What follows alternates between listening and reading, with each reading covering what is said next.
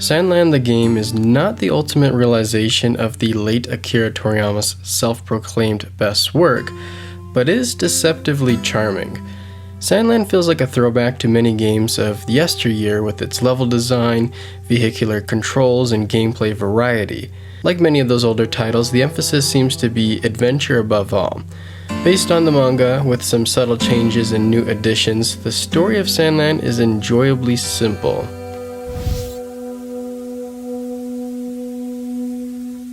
SandLand is visually pleasing due to the cel-shaded look. Not the most detailed game you'll see, but Akira Toriyama's designs do a lot of the visual heavy lifting.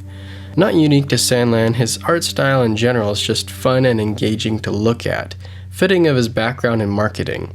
Like Toriyama's other character work, there's an emphasis on cartoon-like exaggerations of soft circles contrasted with harsh angular lines, while vehicles are almost hyper-realistic with their attention to detail. They truly look and feel mechanical. The in-game world of SandLand is rather desolate and empty, which I would imagine somewhat helps this title hit a stable 4K 60 on PS5. Mixing the art and performance leaves the game looking mighty clean. While the desolate setting isn't a technological flex, it does in certain moments capture the deadly beauty of a barren wasteland. It's almost like you're staring at the bones of the earth. Much of the accompanying music can hit on a certain aspect of the immersion, but feels a little off at times. It feels like there were only a handful of main tracks that would play on repeat, which just isn't diverse enough for this title's scale. Many players may even turn off the sound entirely due to the horrific levels of repetitive dialogue. It feels like you're surrounded by a bunch of tickle me Elmos and 10-second toms. You know, I've heard that Gedgy dragons have been sighted in this region. It blows my mind that nobody during the development process thought, we need to record a lot more random lines of banter, or let's just dial down the amount of banter significantly altogether. I can't speak for the Japanese audio, but the English may drive you crazy. The performances themselves are good, but not as refined as in the anime, and I believe that's probably largely due to the structure of how this dialogue is dished out to the player. Rao in particular comes across more as Captain Obvious in this title versus his more strategic and nuanced portrayals in both of the other mediums. With that said, I do feel the main cast of characters are compelling and likable. You play as Beelzebub, the Fiend Prince. In typical Toriyama fashion, the protagonist you're rooting for happens to be the spawn of King Lucifer, who spends most of his time reading books and watching TV, while looking strikingly similar to Deborah from Dragon Ball. In fact, many of the characters and items you see look like they were plucked straight out of the pages of Dragon Ball. Similar to that work, most of these characters have a deep level of contradiction. Beelzebub takes pride in how terrible he is, while ironically being perhaps the most pure-hearted and honest character of them all. He is often motivated by vehicle upgrades in video games, and so many of us may relate. Kicking off the series of events, Sheriff Rao discovers the Fiend Prince and his unconventional, shall we say evil ways on his quest to find the legendary Spring of SandLand. In this desert wasteland, water is everything from life to even currency, with the king having a personal monopoly over the vast majority of it. Desperate times call for desperate measures, as Sheriff Rao, Beelzebub, and Thief, that is literally his name, begin their quest to bring back water to the people of SandLand. Thief is a funny one, being a demon who dresses up as Santa Claus and is always wanting to avoid conflict, while always getting dragged into it anyways. Along the way, the crew meets the young and resourceful Anne, who serves more as a plot device to unlocking new vehicles and upgrades. Although her role is more limited during the early hours of the game, she takes center stage during the second half, with Rao clearly having the biggest arc of the first. And that's where the original source material of the manga ends, which you can definitely feel in both the game and the anime as well. This Part 1 and Part 2 approach does a good job of expanding the in-game universe, with Anne in particular being a good complement to the team's dynamic. It almost feels like the second half of the story is somewhat of an epilogue. Part 2 of the narrative hits in a lot of the same story beats, but in remixed ways with different locations and new characters in contrast to the anime. Going from a short manga to a short anime, the game definitely expands upon the source material. Not all the new characters are great additions to the plot, but they do serve as interesting bosses on the gameplay front. When you look at the whole package, I do feel SandLand the game is the weaker of the two adaptations of the manga, with weaker performances and more bloat, but the core story is strong enough to still be entertaining in its own right. This is a very character-driven story, and in that sense, SandLand achieves what it sets out to accomplish.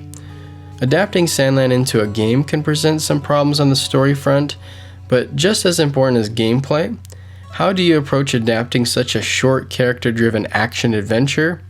It seems ILCA's solution is variety, almost like that of a 6th-gen action platformer, but in a semi-open world. And I'm honestly not sure how you would classify the setting of SandLand. I guess it's an open world, but with so many inaccessible areas and linear paths.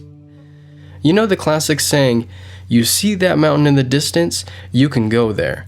Well, that doesn't really apply here. With an abundance of invisible walls everywhere, you're not rewarded for thinking outside the box, and so there's no cheesing your way into a new location. This feeling of restraint isn't inviting for exploration, but to be fair, it does help to emphasize the harsh, uninhabitable nature of SandLand. Going from point A to B is not as simple as a straight line with many canyons, inclines, and vehicle-required obstacles to overcome. Certain elements of the world almost feel more like a Metroidvania.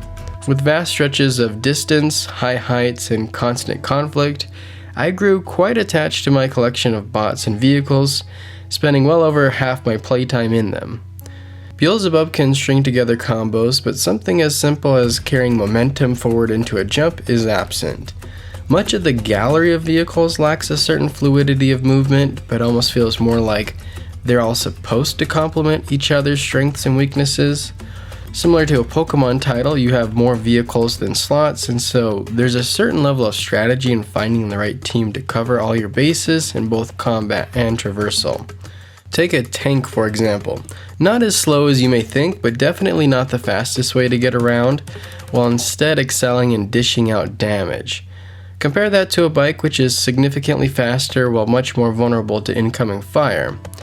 Beyond just power and speed, there are plenty of physical obstacles requiring height, which can be addressed by a few different types of bots. In fact, you'll find quite a few environmental puzzles throughout SandLand and Forestland. Most of these puzzles are a bit flaccid in their complexity, but can add to each vehicle's feeling of utility. Combat never gets overly complicated as well, but I found it to be surprisingly engaging. Somewhat akin to an archaic shooter, there is a fun push and pull of hit without being hit. Vehicular combat was a constant high point I often look forward to. Mechanically, each bot's controls are more of the same than different, but there is certain advantages you'll want to consider when dealing with each enemy. For example, if I'm up against a tank and a hopper, the best approach may be to jump around incoming fire, while in battle armor, my method of attack may be to bob and weave into close quarters. Keeping things from getting stale, you are constantly rewarded with new vehicles and upgrades. With an abundance of dinosaurs and other beastly foes, you harvest many of your resources from them to then craft your main materials, which can then be used to build parts and then assemble your rides. Towards the end of my playthrough, this simple loop became my main driving force in my never-ending quest to upgrade my fleet of vehicles to perfection. There is a lot to enjoy about SandLand. With pleasing visuals, enduring characters, and awesome mounts, I think many players can find at least one aspect of the game that will click with them. With that said, it's not a masterpiece, with plenty of areas that may leave you wanting more, such as the hot and cold plot, a world hostile towards exploration, and horrifically repetitive dialogue. 7 out of 10. Personally, I do recommend SandLand to players who are interested, but I don't think it's a must-play, and so waiting for a good sale sounds like the best move here. What are your thoughts on SandLand? Have you played it? Have you liked it? Make sure you comment down below, but as always, I appreciate you for watching, and until next time, see ya!